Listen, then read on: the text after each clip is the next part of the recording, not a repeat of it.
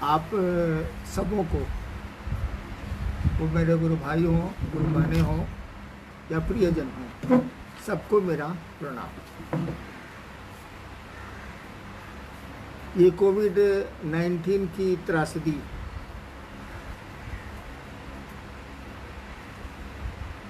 में हम सभी अभी हैं, लड़ रहे हैं, जूझ रहे हैं। जीतेंगे तो हम ही। केवल हमें सतर्कता की ज़रूरत है, भय की ज़रूरत नहीं है, डरना नहीं है।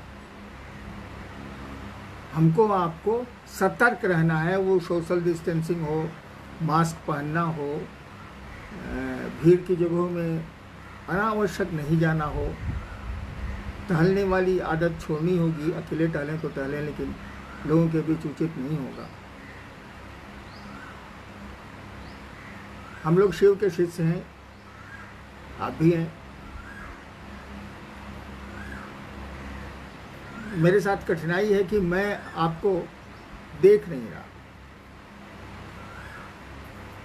आप मुझको देख रहे हैं।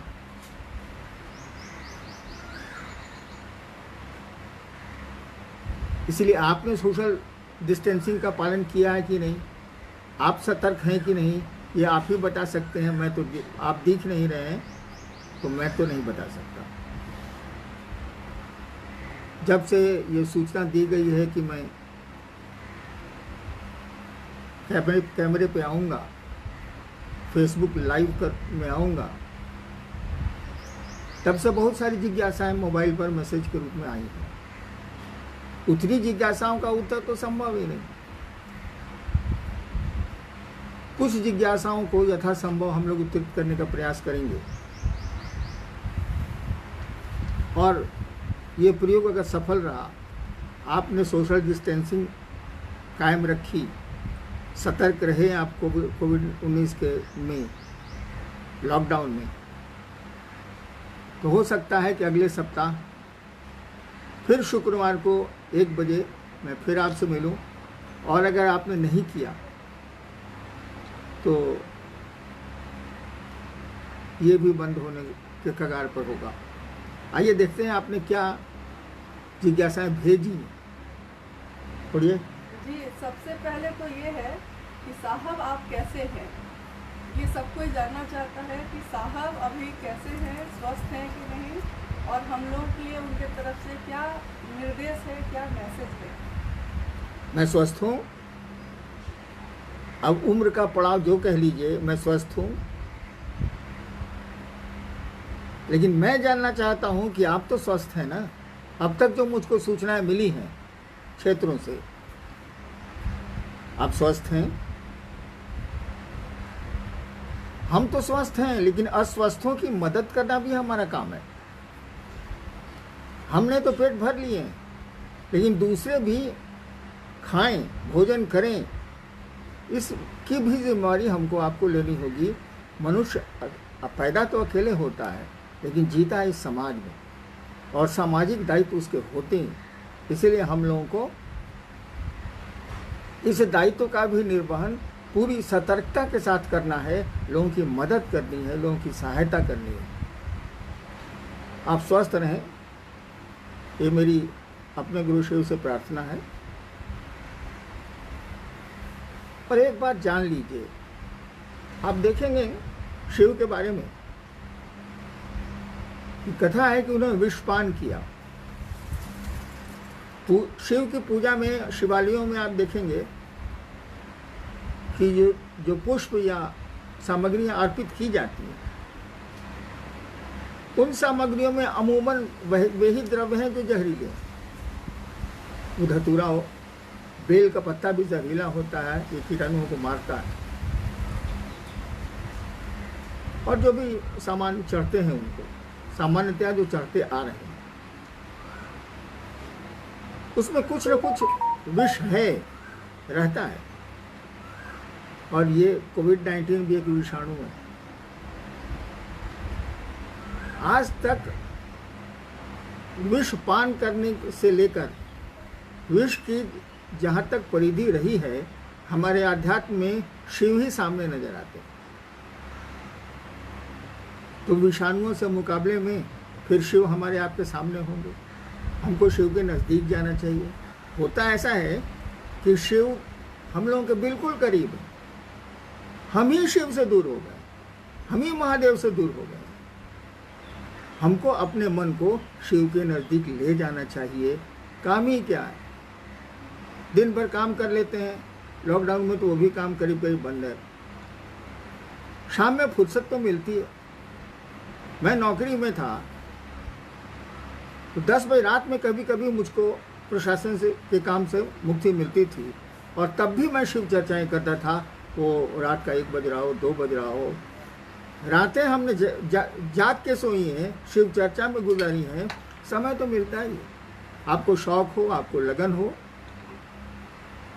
किसी काम को करने की तत्परता हो, तो समय है हमारे आपके पास, समय हम निकाल लेते हैं। तो चलिए, आप अच्छे रहें,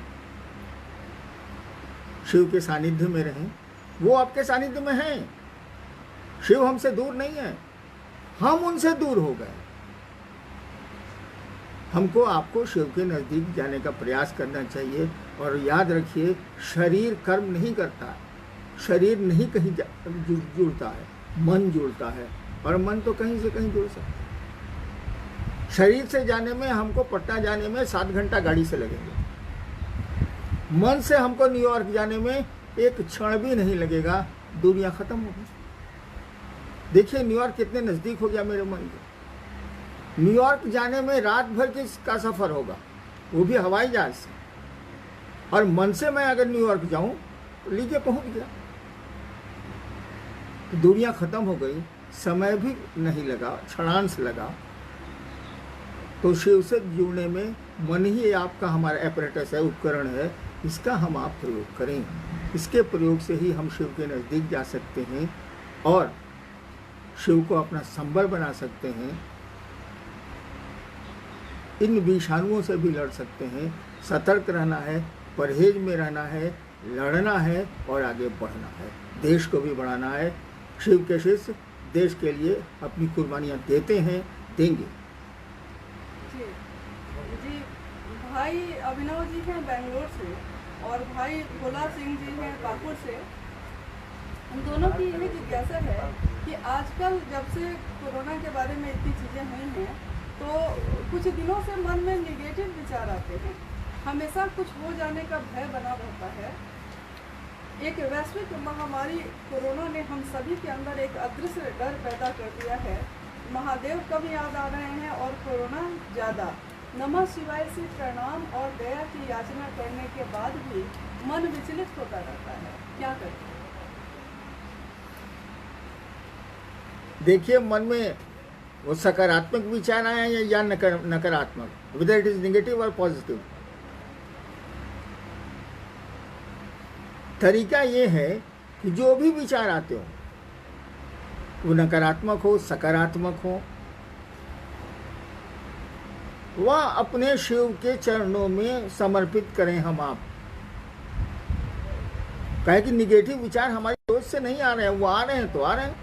पॉजिटिव विचार हमारी सोच से नहीं आ रहे हैं, वो आ रहे हैं तो आ रहे हैं। उसमें हम आप क्या कर सकते हैं? परिस्थितियाँ, वो विचार परिस्थिति जन्य हो सकते हैं, स्थिति जन्य हो सकते हैं, परिवेश जन्य हो सकते हैं। तो हम आप क्या कर सकते हैं? जितना बनेगा उतना ही न करेंगे, जितनी शक्ति और जितना सामर्थ्य होगा उतना ही न करेंगे।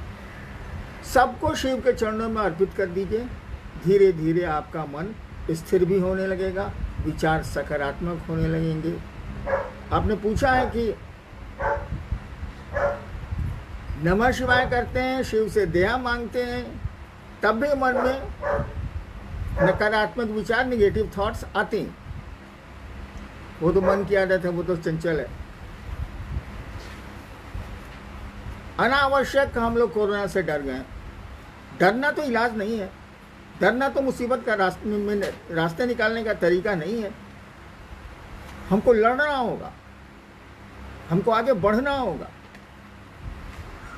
और भगवान शिव से दया मांगनी होगी। नमः शिवाय तो शब्द है, शब्दों का बहुत संबोधन का बहुत प्रभाव नहीं पड़ता।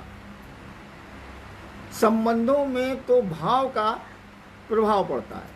आपने हमें नमः शिवाय किया, क्या हमारे आपके मन ने उस शिव को प्रणाम किया? प्रणाम का भाव आया?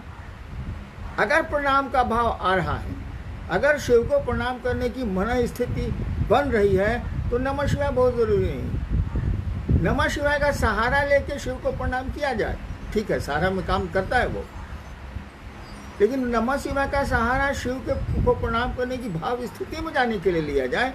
और अगर आप शिव भाव से, शिव से भाव से, या जो कहिए भक्त के भाव से शिव को प्रणाम करते हैं, वो प्रणाम आपका परिणामदायी होगा, आपके मन को स्वच्छ रखेगा, स्थिर रखेगा, शांत रखेगा, उसको सकारात्मक दिशा देगा।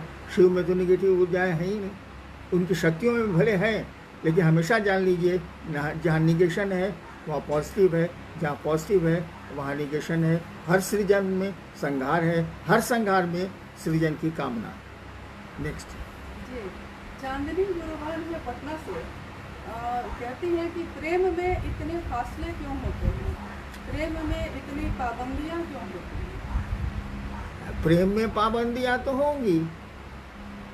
प्रेम की आदत है कि ये दो सत्ताओं में पैदा होता है। प्रेम दो सत्ताओं में पैदा होता है, एक प्रेमी और एक प्रेम का पात्र। दो सत्ताओं में ये पैदा तो जरूर होता है, लेकिन दो सत्ताओं में रहना नहीं चाहता। ये दो सत्ताओं को एक करता है।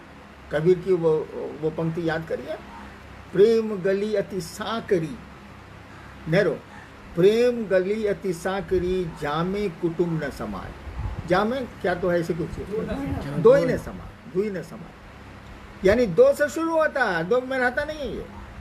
लेकिन जैसे दो से एक होगा ये, जैसे दो सत्ताओं में पनपा है प्यार और एक होगा ये, अब प्यार मरने लगेगा, अकेले रहता नहीं है।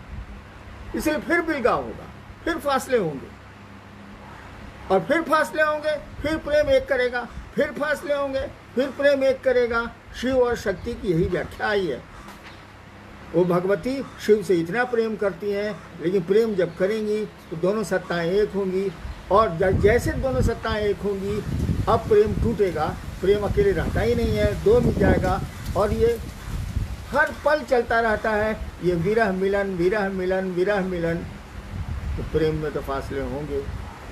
पाबंदियां तो हमारे आपके जीव भाव के चलते हैं, हमारे अपने स्वकर्म हैं, हम लोग का अपना किया हुआ कर्मफल है, जिससे पाबंदियां भी लगती हैं और छूट भी मिलती है। जी, भाई आलोक जी कटिहार से हैं कि इतनी कठिनाइयों के बाद भी मैं जगत को ही क्यों चाहता हूँ, शिव मंत्र भारी क्यों नहीं होते? है क्या कि वो शिव जीव भाव में, जगत के भाव में हमारे आपके रूप में दिख रहा है। वही शिव जब जीव भाव में आता है, सृष्टि की इच्छा करता है, तो जगत और जीव श्रेष्ठ होता है। तो जीव भाव की कामना से हम आप सृष्टि है, मनुष्य सृष्टि है, बनाई है, तो जीव भाव तो रहेगा ही रहेगा। वो तो बाई बर्थ है, प्रेम भी बाई बर्थ है, लेकिन जगत से जीव भाव रहेगा ही रहेगा। और जब जीव भाव रहेगा तो सोच में भी जगत होगा। यहाँ शिव भाव को लाना पड़ता है।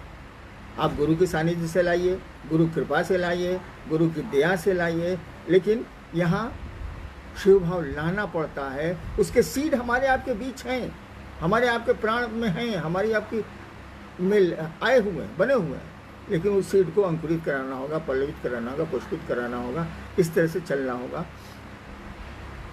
करिए, शिव को प्रणाम करिए, लगन से करिए, मन से करिए, और सबसे बड़ी बात है भाव से करिए। धीरे धीरे कुंठाएं और अन्य चीज़ें खत्म होने लगेंगी, आपका मन शांत होगा। जी, ओम जी विराटनगर नेपाल से हैं। कैसे हो पाएगा प्रथम और तृतीय सूत्र, जबकि सुबह से लेकर रात तक रक्त बीज की तरह कोरोना जकड़ के रखा हुआ है, हम सभी को जकड़े हुए। ओम जी नेपाल के गुरु भाई भी लगता है कि देख रहे हैं। भाई नेपाल के भी सारे गुरु भाई बहनों को मेरा प्रणाम है जी। पूरी दुनिया में विदेशों से भी तो काफी लोग अभी जुड़े हुए हैं। भैया मेरा सबको प्रणाम है। मैं नत हूँ सबके सामने। क्या सवाल था? जी ये कैसे हो पाएगा प्रथम और हाँ, द्वितीय समझ गया सूत्र? मैं। हाँ, शिव शिष्यता के 3 सूत्र सबको मालूम, और ये 3 सूत्र कुछ नहीं है, 3 काम हैं। वो काम इसलिए हैं कि हमारा मन शिव को भूल नहीं जाए। मन किसी को भूलता है तो संबंध टूटती हैं। मन में आपका कोई संबंध खत्म होने लगे, भूलने लगे आप, तो संबंध सोने लगेगा, आपकी परवाह कम होने लगेगी। तो शिव के साथ भी यही है, वो आपके गुरु हैं, उनके साथ भी यही है। मन भूलेगा तो शिव से आपका सानिध्य कमेगा, संबंध कमज़ोर होगा। और मन इस बात को केवल नहीं भूले, इसको बोलते हैं संकल्प दीक्षा। आपने मन से संकल्प लिया है कि शिव मेरे गुरु हैं, तो ये हमेशा आपको स्मरण रहना चाहिए। इसी के लिए 3 सूत्र दिए गए। दूसरा सूत्र जो दूसरों के साथ शिव चर्चा करना है, दूसरों को भी स्मरण कराना है, दूसरों को भी प्रेरित करना है, और अपने भी शिव की ओर बढ़ना है। दूसरा सूत्र अभी के परिवेश में संभव नहीं है। आप घर से निकल नहीं रहे हैं, निकलना सुरक्षित नहीं है। हम लोग कह रहे हैं कि आप घरों में रहें, सुरक्षित रहें। अरे जिंदगी रहेगी तभी न शिव हमारे आपके लिए। शिव तो रहेंगे लेकिन हमारे आपके लिए तो नहीं रहेंगे। अब मरने के बाद क्या होता है ये तो मुझको मालूम नहीं। तो जिंदगी रहेगी तभी। तो प्रधानमंत्री जी ने कहा ना, जान है तो जहान है। तो दूसरा सूत्र तो संभव नहीं है। और मेरी जीवनी को आप देखें, मैंने 1974 में शिव को गुरु माना था, आरा के गांगी स्मशान में। 8 वर्षों तक मैंने किसी से नहीं कहा कि मैंने शिव को अपना गुरु बनाया, यानी कोई चर्चा नहीं हुई, कोई बात नहीं हुई। लेकिन एक संकल्प था, एक निश्चय था, वो भी दृढ़ निश्चय था कि मैंने शिव को गुरु माना है, अब उन्हीं को गुरु मानूंगा, जो होगा सो देखा जाएगा। अगर आप दृढ़ निश्चय पर खड़े हैं, शिव आपके गुरु हैं, शिव का आपको संबल मिला हुआ है। शिव का संबल तो सबको मिला हुआ है, हम ही लोग छोड़ देते हैं। अगर हमको आपको शिव का संबल मिला हुआ है, प्राप्त है, तो कोविड-19 से कहाँ डर रहे हैं भैया? किसी से डर जाना तो कोई इलाज नहीं है। अब कोई मौत से डर के कोई काम ही नहीं करेगा। मौत तो ऐसे भी आनी है, आज नहीं तो कल।